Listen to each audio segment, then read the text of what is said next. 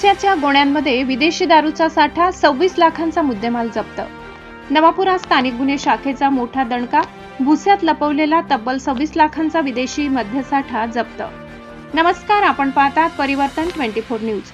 नंदुरबार जिल्ह्यातील नवापूर तालुक्यात स्थानिक गुन्हे शाखेने मोठी धडक कारवाई करत अवैध विदेशी मद्य तस्करीचा पर्दाफाश केला आहे।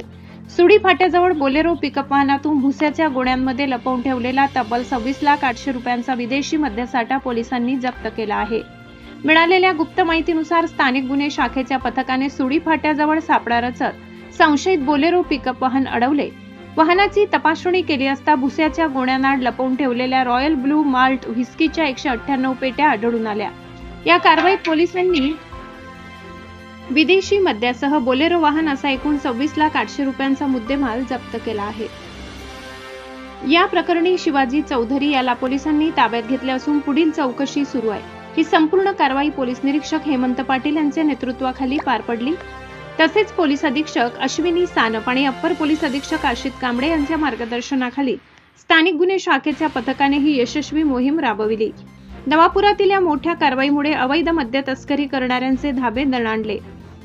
अशाच ताज्या आणि विश्वासार्ह बातम्यांसाठी पाहत रहा परिवर्तन 24 न्यूज। व्हिडिओ आवडल्यास लाईक, शेअर आणि चॅनल सबस्क्राइब करायला विसरू नका।